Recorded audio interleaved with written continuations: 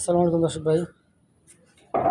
মনে করছিলাম যে ঢাকা শহর ছেড়ে চলে গেলাম, আর কখনো আসা হবে না।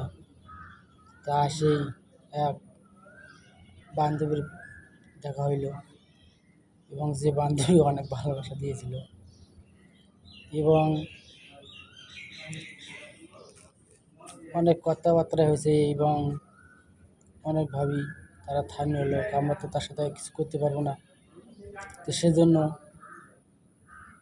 হঠাৎই তার সামনে দেখা, এবং সে দেখে একটু মন খারাপ করছে। কেননা তার সাথে আমি প্রায় 6-7 মাস ধরে রিলেশন করছি এবং অনেক খাই খাতির ছিল। পরবর্তী আজকে হঠাৎই দেখা, তাকে না বলেই যাওয়া এবং তার সাথে কোনো ফোনে যোগাযোগ নেই। দেখি একটু রাগ হয়েছে। পরে যে দেখি মনসম্মত বিয়ে হয়েছে, হাতে চুড়ি আছে, নাকে নাকফুল আছে, কানে জিনিস আছে এবং সাইজ মাইজ দেখে মনে বিয়ে হয়েছে। দেখে নিজেকেও খারাপ লাগলো, ওনাকেও খারাপ লাগলো। ভালো থাকবে।